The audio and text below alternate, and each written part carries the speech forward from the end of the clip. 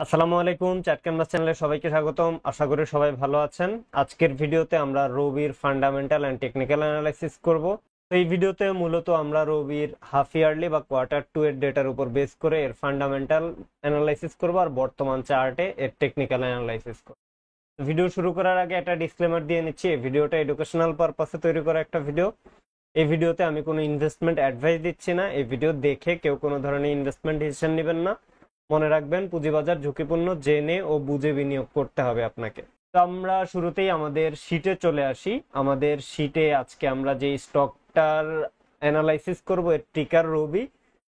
তবে আমরা অ্যানালাইসিসে যাওয়ার আগে আপনি যদি আমাদের চ্যানেলকে প্রথমবারের মতো দেখে থাকেন অথবা আমাদের চ্যানেলকে এখনো সাবস্ক্রাইব না করে থাকেন, প্লিজ সাবস্ক্রাইব দ্য চ্যানেল। আমরা আজকে যে কোম্পানিটার অ্যানালাইসিস করব এর নাম রবি অজিয়েটা পিএলসি। এটি 1995 সালে প্রতিষ্ঠিত হয়েছিল এবং এটি স্টক মার্কেটে এ ক্যাটাগরিতে লিস্টেড একটি স্টক আর টেলিকমিউনিকেশন সেক্টরের আন্ডারে লিস্টেড একটি স্টক। আমরা বর্তমানে এর শেয়ার হোল্ডিংস প্যাটার্ন যদি দেখি তাহলে দেখতে পাচ্ছি যে এদের স্পন্সর বা ডিরেক্টরদের কাছে রয়েছে 90% স্টক এবং ইনস্টিটিউট হোল্ডিংসে রয়েছে 2.18% স্টক আর পাবলিক হোল্ডিংসে রয়েছে 7.82% স্টক। এবং এদের ক্যাপিটাল মার্কেট ম্যাট্রিক্স হিসাবে আমরা দেখতে পাচ্ছি যে এদের ফ্রি ফ্লোট শেয়ার রয়েছে 10%, অথরাইজড ক্যাপ 6,000 কোটি টাকা এবং পেইড আপ ক্যাপ রয়েছে 5,237 কোটি টাকা আর মার্কেট ক্যাপ রয়েছে 16,970 কোটি টাকা। আর আমরা যদি এদের বেসিক বিজনেস ম্যাট্রিক্সটা দেখি তাহলে দেখতে পাচ্ছি যে এদের বর্তমানে আনঅডিটেড পি রয়েছে 18.63, অডিটেড পি 20.3 আর এদের এনএভি রয়েছে 13 টাকা 8 পয়সা। বর্তমানে এরা এনএভির 2.4x দামে এদের স্টক মার্কেটে ট্রেড হচ্ছে। আর আমরা যদি এর 52x এর প্রাইস রেঞ্জ দেখি তাহলে আমরা দেখতে পাচ্ছি যে এই স্টকটা বর্তমানে 52x এর হাই রেঞ্জের একটা কাছাকাছি রয়েছে, যেখানে তার 52x এর লো রেঞ্জ বা প্রাইস হলো 22 টাকা 60 পয়সা এবং 52x এর হাই প্রাইস হলো 32 টাকা 80 পয়সা। বর্তমানে এই স্টকটা 32 টাকা 40 পয়সায় ট্রেড হচ্ছে। তো লাস্ট ইয়ারে এই স্টকটার ইপিএস ছিল 1 টাকা 34 পয়সা এবং বর্তমানে আনঅডিটেড পি রয়েছে 18.63, যেটা অলরেডি আমরা একবার বলেছি। তো এই ভিডিওতে আমরা মূলত লাস্ট কোয়ার্টার মানে জুন 2025 এর কোয়ার্টার অনুসারে এই স্টকটার অ্যানালাইসিস করব, যেটা তার জন্য সেকেন্ড কোয়ার্টার এবং এর লাস্ট ইয়ার এন্ড হয়েছিল ডিসেম্বর 2024-এ। তো আমরা শুরুতে ব্যালেন্স শিটের ডেটায় চলে আসি। ব্যালেন্স শিটের ডেটায় আসলে আমরা যদি টোটাল অ্যাসেটস দেখি আমরা দেখতে পাচ্ছি যে ডিসেম্বর 2020 থেকে তার অ্যাসেটসে খুব বেশি চেঞ্জ আসে নাই। সেম গোস ফর তার লায়াবিলিটিস। সো লায়াবিলিটিস অ্যান্ড ইকুইটিতেও আসলে তেমন একটা চেঞ্জ আসে নাই। এখানে লায়াবিলিটিস স্লাইটলি একটু কমতে দেখতে পাচ্ছি আমরা, বাট তার ওভারঅল অ্যাসেটস, লায়াবিলিটিস অ্যান্ড ইকুইটিতে খুব সিগনিফিকেন্ট তেমন কোনো চেঞ্জ আসে নাই। তো আমরা যদি কোয়ার্টারলি আর্নিংস ডেটায় আসি, কোয়ার্টারলি আর্নিংস ডেটায় আসলে এই কোয়ার্টারের ডেটাতে শুরুতেই মানে যে জুন কোয়ার্টার, এই কোয়ার্টারের ডেটা আমরা দেখতে পাচ্ছি যে তার রেভিনিউ গ্রোথ ছিল নেগেটিভ, যেটা ছিল -1.89%, বাট তার অপারেটিং প্রফিট গ্রোথ কিন্তু আবার পজিটিভ ছিল, সেটা ছিল 22.10%। আর নেট প্রফিট গ্রোথ কিন্তু খুবই ভালো ছিল, যেটা ছিল 139%। আর তার operating profit margin 24.37%, net profit margin কিন্তু 10.08%। তো এইটা গেল 3 মাসের ডেটা মানে লাস্ট কোয়ার্টারের। এবার যদি আমরা 2 কোয়ার্টার মিলিয়ে মানে 6 মাসের ডেটা যদি দেখি তাহলে দেখতে পাচ্ছি যে রেভিনিউ গ্রোথ কিন্তু -4.38%, অপারেটিং প্রফিট গ্রোথ 5.90%, দেন তার নেট প্রফিট গ্রোথ কিন্তু 78.80%। আর 2 কোয়ার্টার বা 6 মাস মিলিয়ে তার অপারেটিং প্রফিট মার্জিন 20.96 আর নেট প্রফিট মার্জিন 7.82। এবার আমরা এই 6 মাসের ডেটার উপর বেস করে তার অ্যানুয়ালাইজড আর্নিংস করে সেটা তার অন্যান্য বছরের ডেটার সাথে কম্পেয়ার করে দেখব।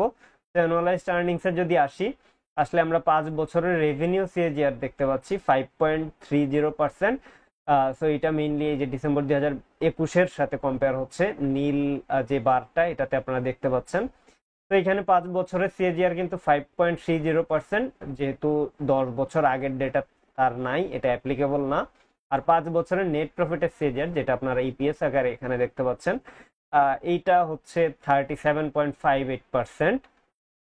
আর তার operating profit margin and net profit margin এটা 6 মাসের মতোই, কারণ আমরা আসলে 6 মাসের ডেটার উপর বেস করে এই স্টকটার অ্যানুয়ালাইজ ডেটা করেছিলাম। তো আমরা যদি এখানে একটু বললে যেটা বলতে হয় যে তার রেভিনিউ যতটুকু বেড়েছে তার চাইতে তার নেট প্রফিট অনেক বেশি বেড়েছে। এই ক্ষেত্রে রবির বেশ কিছু সাবসিডিয়ারি কোম্পানিতে ইনভেস্টমেন্ট রয়েছে, যেটা আমরা লাস্ট যে অ্যানুয়াল রিপোর্ট অ্যানালাইজ করেছিলাম বা তার যে অ্যানুয়াল রিপোর্ট ছিল সেটাতে আমরা উল্লেখ করেছিলাম যে রবির বেশ কিছু ভালো ভালো সাবসিডিয়ারি কোম্পানিতে বিনিয়োগ রয়েছে এবং সেই বিজনেসগুলোর থেকে তাদের ভালো রেভিনিউ আসতেছে বা ভালো প্রফিট আসতেছে। সো সব মিলিয়ে কিন্তু আর যেই নেট প্রফিটে একটা ভালো বুস্ট এসেছে অন্যান্য বিজনেসগুলোর কারণে, যদিও তার রেভিনিউ আসলে কমেছে। আর নেট প্রফিট মার্জিনও আমরা দেখতে পাচ্ছি বেশ ভালো একটা ইমপ্রুভমেন্ট, কারণ একটা সময় কিন্তু তার নেট প্রফিট মার্জিন 2%-এর আশেপাশে ছিল, বাট লাস্ট ইয়ার গুলাতে সে কিন্তু এটাকে বাড়িয়ে 7.82% পর্যন্ত এই বছর আনতে পেরেছে। তো আশা করবো আমরা সামনের যে 2 কোয়ার্টার, ওই 2 কোয়ার্টারে এটা 9-10-এর কাছাকাছি যাবে। যদিও এই জায়গায় আসলে জিপির কথা একটু বলতেই হয়, কারণ জিপি তার মেইন কম্পিটিটর। জিপির কিন্তু নেট প্রফিট মার্জিন আরো অনেক ভালো। জিপির অ্যানালাইসিসও কিন্তু আমাদের চ্যানেলে দেওয়া আছে, আপনারা চাইলে জিপির অ্যানালাইসিস আমাদের চ্যানেলে গিয়ে দেখে নিতে পারেন। তো এখানে আমরা দেখতে পাচ্ছি যে তার revenue versus cost of goods sold. So এখানে রেভিনিউ কমেছে লাস্ট 3 ইয়ার্সে, কিন্তু দেখা যাচ্ছে রেভিনিউ যতটুকু কমেছে তার চাইতে তার কস্ট অফ গুডস সোল্ড বেশি কমেছে। এই জায়গায় তার ম্যানেজমেন্ট মেবি একটু এফিসিয়েন্সির প্রমাণ দিচ্ছে, এটাকে আমরা পজিটিভলি মার্ক করতেছি। তো এই পর্যায়ে আমরা যদি রেশিও ডেটা দেখি, রেশিও ডেটা দেখলে আমরা দেখতে পাচ্ছি যে তার ক্যাপেক্স টু নেট প্রফিট যে রেশিও, এটা একটু বেশি মনে হচ্ছে আমাদের, কারণ সে তার নেট প্রফিটের প্রায় 2.5x টাকা ক্যাপেক্সে খরচ করতেছে। এছাড়াও আমরা যদি আরওএ দেখি, মানে রিটার্ন অন অ্যাসেটস, সেটা 3.86%, আরওই 11.88%, আরওসি পাচ্ছি আমরা, মানে রিটার্ন অন ক্যাপিটাল এমপ্লয়েড পাচ্ছি 35.24%, আরওআইসি মানে রিটার্ন অন ইনভেস্টেড ক্যাপিটাল, এটা পাচ্ছি আমরা near about 10%। Overall return metrics গুলা আমাদের কাছে ভালো মনে হচ্ছে, বাট এটা আরেকটু স্ট্রং হলে ভালো হতো, কারণ বর্তমানে ফিক্সড ইনকাম অ্যাসেট ক্লাস থেকে কিন্তু আমরা 12-13%-এর মতো একটা রিটার্ন দেখতে পাচ্ছি। তো সেই হিসাবে এদের যে রিটার্ন মেট্রিক্স গুলো, এগুলো আরেকটু ভালো হলে হয়তো আরেকটু লুক্রেটিভ মনে হতো আমাদের কাছে। আর আমরা যদি ডেট টু ইকুইটি রেশিও দেখি, এটা একটা পজিটিভ সাইন দেখতে পাচ্ছি আমরা এখানে। আমরা দেখতে পাচ্ছি যে এই কোম্পানিটা তাদের ডেট টু ইকুইটি রেশিও আস্তে আস্তে কমিয়ে আনতে পেরেছে। দ্যাট মিনস তার যেহেতু আমরা আসলে দেখেছিলাম যে তার ইকুইটি মোটামুটি স্টেবল আছে, তার মানে কিন্তু তার আসলে ডেট কমিয়েছে তারা। সো এটা একটা পজিটিভ সাইন। আর অ্যাসেট টার্নওভার রেশিও বাড়তেছে।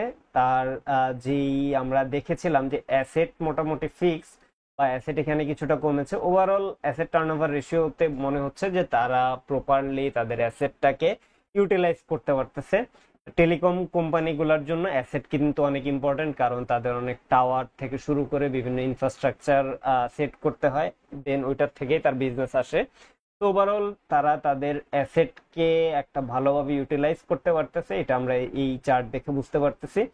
দেন আরওইর ডেটা যদি আসি আমরা, আসলে একটু আগে যেটা আমরা বললাম যে তার আরওইতে আমরা খুব বেশি হ্যাপি না, বা ওভারঅল রিটার্ন ম্যাট্রিক্সে, কারণ ফিক্সড ইনকাম অ্যাসেট ক্লাসে 12-13% একটা রিটার্ন পাওয়া যাচ্ছে।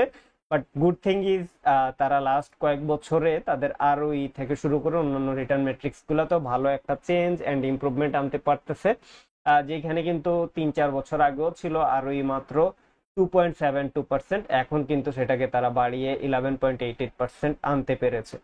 তো এটা তার জন্য একটা পজিটিভ সাইন।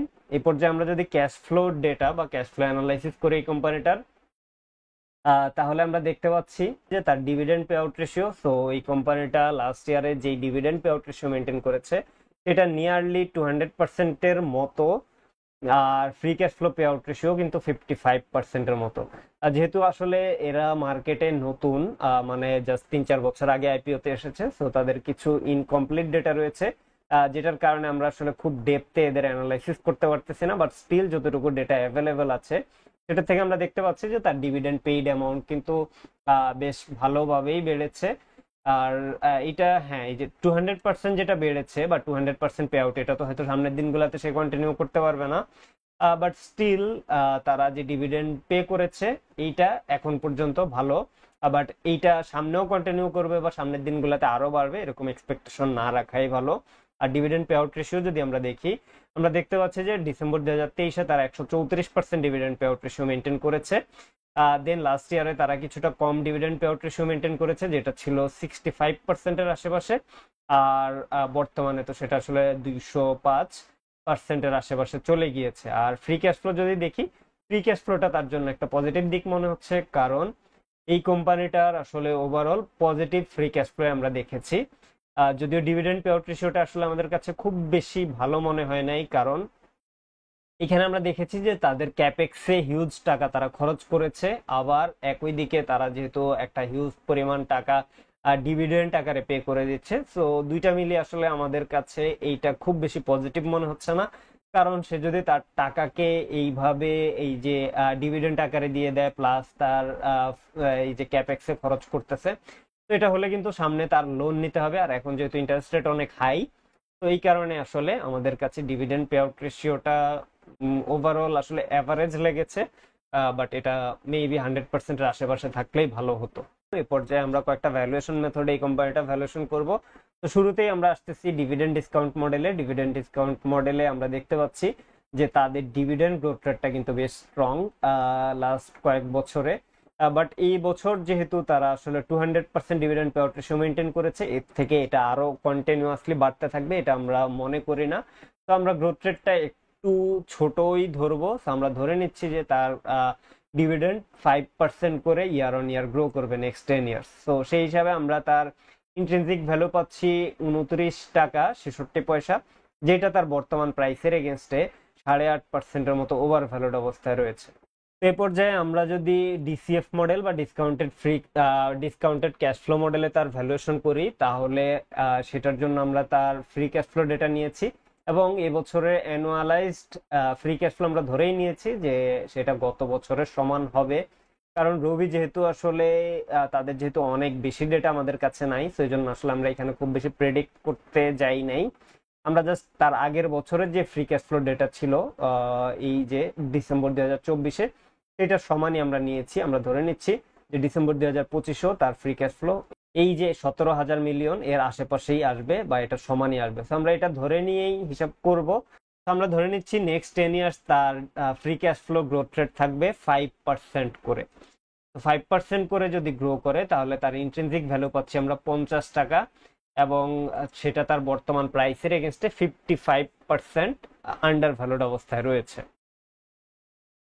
এবার আমরা যদি রিসিডুয়াল ইনকাম মডেলে তার ভ্যালুয়েশনটা দেখি, রিসিডুয়াল ইনকাম মডেলে ভ্যালুয়েশন দেখার জন্য আমরা দেখতে পাচ্ছি তার নেট প্রফিটে কিন্তু হিউজ একটা গ্রোথ রয়েছে।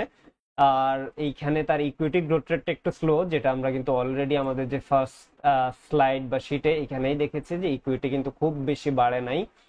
আর এইখানে কিন্তু বলে নিচ্ছি যে আমরা পারপেচুয়াল গ্রোথ রেট ধরতেছি 3% আর ডিসকাউন্ট রেট ধরতেছি 10.30%, যেটা বর্তমানে 20 ইয়ার্স ট্রেজারি বন্ডের ইল্ড।